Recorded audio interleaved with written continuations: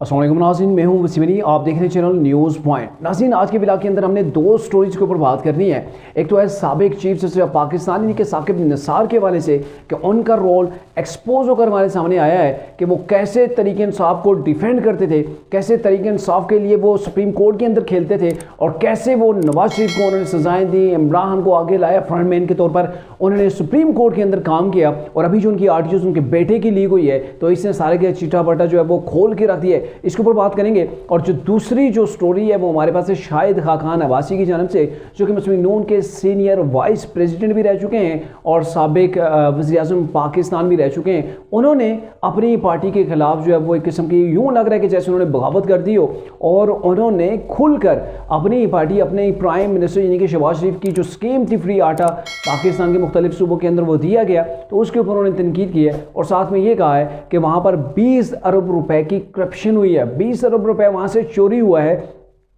तो ये बड़े मानी रखती है ऐसे हालात के अंदर जब एक तरफ आपकी अपोजिशन के लिए इमरान खान लीड कर रहा हो, कभी वो सड़कों के ऊपर हो, कभी वो असम्बलियाँ तहलील करके आपकी गवर्नमेंट को जो है वो गिराने की कोशिश कर रहा हो। ऐसे हालात के अंदर अगर आपका अपनी पार्टी का एक मोस्ट सीनियर पर्सन उठ के ये कहता है कि आपने जो आटा स्कीम दी थी 20 अरब उसमें से चोरी हुए, 20 अरब की करप्शन हुई है और टोटल आपको भी बताया कि जो टोटल ये स्कीम जो है वो रिलीज़ की गई थी, जो पैसे दिए गए थे वो 80 अरब थे, यानी कि जो अगर देखा जाए तो 80 अरब में से यानी कि 60 अरब आवाम तक पहुँचे, 20 अरब की करप्शन की गई। ये शाहिद खान अब्बासी ने जो इल्ज़ाम लगाया है, लेकिन इसके बाद फौरी तौर पर जो रजिस्ट सामने आई है पार्टी की जानब से इसे काफ़ी बुरा समझा गया है, काफ़ी तनकीद का निशाना भी बनाया गया है और मरियम औरंगज़ेब को ये टारगेट दिया गया है कि आपने इनको जो है वो यहाँ पे आके इनकी जो बात है, जो इन्होंने एलिगेशन लगाया है उसकी मजम्मत करनी है, उसकी तरदीद करनी है। तो मरियम औरंगज़ेब ने ट्वीट भी किया और उन्होंने ये कहा कि जितना भी प्रोसेस था सारा फ्री एंड फेयर था और कहीं पर भी किसी किस्म की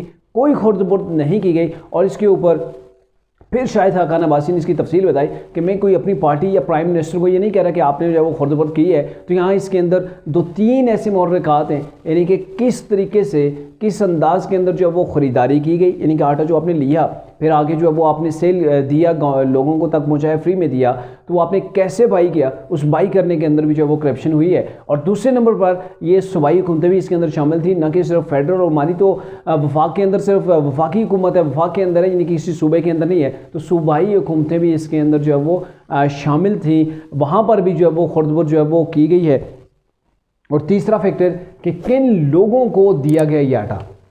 यानी कि एक तो ख़रीदारी के मामले के अंदर जो है वो खुर्द-बुर्द है, दूसरे नंबर पर जो है वो सूबाई हुकूमतें भी इसमें अंदर शामिल हैं जहाँ पे फेडरल गवर्नमेंट भी है, और साथ में किन लोगों तक कैसे डिस्ट्रीब्यूट किया गया उसके अंदर भी खुर्द-बुर्द हुई है। तो टोटल मिला के उन्होंने बताया कि जी 20 अरब रुपए की जो है करप्शन हुई है। और मेरे ख्याल में अगर ऐसी कोई चीज़ सामने आती है तो इसके ऊपर गवर्नमेंट को भी कमेटी बनानी चाहिए, एक फ्री एंड फेयर जो है वो इसकी भी सारी की सारी जो है वो जाँच हो जाए ताकि लग पता जाए कि कितना फ्री एंड फेयर जो है वो लोगों तक वो 80 अरब का जो वो आटा है पहुँचा है, या फिर जो शायद खान अब्बासी क्लेम कर रहे हैं कि टोटल 60 अरब का पहुँचा है, 20 अरब रुपए जो है वो उसका घपला हो गया है। तो इस चीज़ की तहकीकात बड़ी ज़रूरी है और मेरे ख्याल में इसके ऊपर माइंड भी जो है वो गवर्नमेंट को नहीं करना चाहिए। बेशक आपकी वो पार्टी के रहनुमा हैं, लेकिन यहाँ पे सवाल है कौम के पैसों का, कौम को जो चीज़ दी गई, रिलीफ दिया गया, अगर उसके अंदर बड़े लोग कहीं हाथ मार रहे हैं, ज़ाहिर यहाँ छोटे लेवल के लोग तो करप्शन कर नहीं पाते क्योंकि गवर्नमेंट लेवल की चीज़ होती है। तो यहाँ पे अगर ब्यूरोक्रेसी शामिल है, कोई और लोग शामिल हैं, कोई जो है वो सियासी लोग शामिल हैं, तो उनको सामने लाना चाहिए कि कौन लोग हैं जिन्होंने करप्शन की है। तो इसकी तहकीकात ज़रूर होनी चाहिए।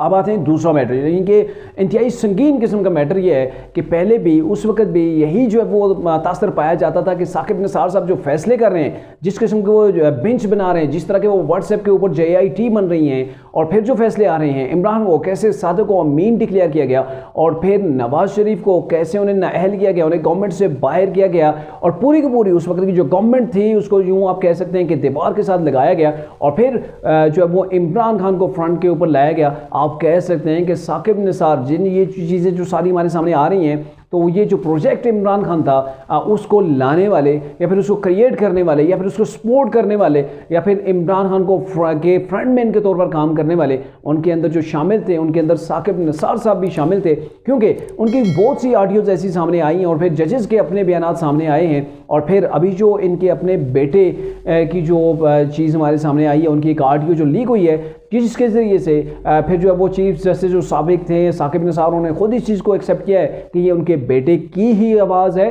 और ये जो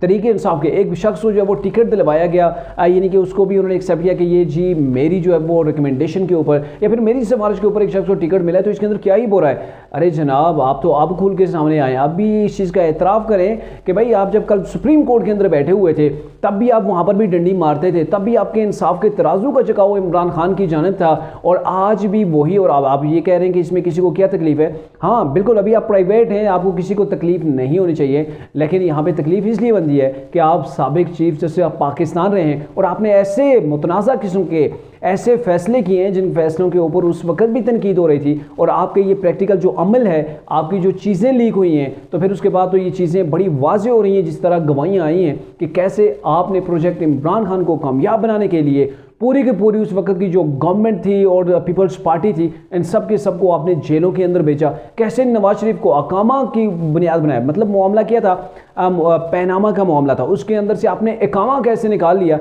एक चीज़ की पिटीशन ही नहीं दायर हुई।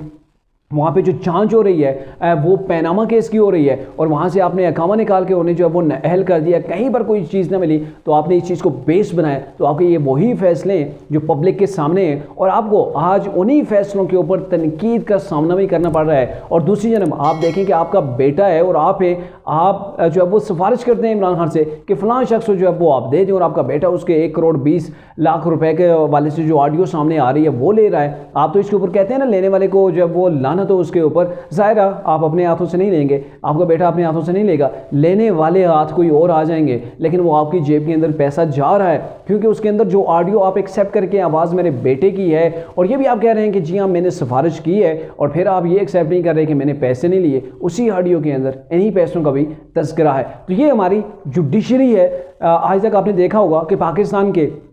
जो सबसे जो पावरफुल इदारा है वो पार्लिमान है, लेकिन आपने देखा होगा कि यही जजेस होते हैं पार्लिमानी जो लीडर होते हैं, पार्लिमान के अंदर जो नुमाइंदे होते हैं, चाहे वो प्राइम मिनिस्टर ऑफ पाकिस्तान हो, उन्हें भी ये लोग सज़ाएं देते हैं, चाहे यूसुफ रज़ा गिलानी हो, नवाज शरीफ हो, इन सबको जो है वो सज़ाएं दी गई, और यही चीज़ लोग सज़ाएं दे रहे हैं। लेकिन हमारे क्या अभी आपसे ये सवाल है कि हमारे जो पाकिस्तान के जो चीफ जस्टिस हैं या किसी भी जो वो जज को, जो मोस्ट सीनियर जज हो सुप्रीम कोर्ट का, उसको कभी सज़ा हुई, तो मेरे ख्याल में आपका जवाब भी ना ही होगा, क्योंकि मैंने अभी तक नहीं सुना कि पाकिस्तान के अंदर किसी जज का एहतसाब हुआ हो और एहतसाब के बाद उसको जो वो सज़ा दी गई हो, ऐसा बिल्कुल भी नहीं है। हाँ, अगर साकिब निसार की जगह जस्टिस फाइज ईसा होते और उनके बेटे की ऐसी ऑडियो लीक हो रही होती, तो मेरे ख्याल में पाकिस्तान के मीडिया ने भी अन्नी मचा के रख देनी थी, और कोर्ट ने भी इसके ऊपर एक्शन ले लेना था, और तरीके इंसाफ ने वो पिट कलस्सा जो है वो शुरू कर देना था। ये देखें जी कैसे जो है वो पॉलिटिकल इंजीनियरिंग हो रही है कोर्ट्स के अंदर, कैसे उनकी जो है वो सारा सिलसिला हो रहा है। और अभी मौजूदा जो चीफ जस्टिस ऑफ पाकिस्तान है,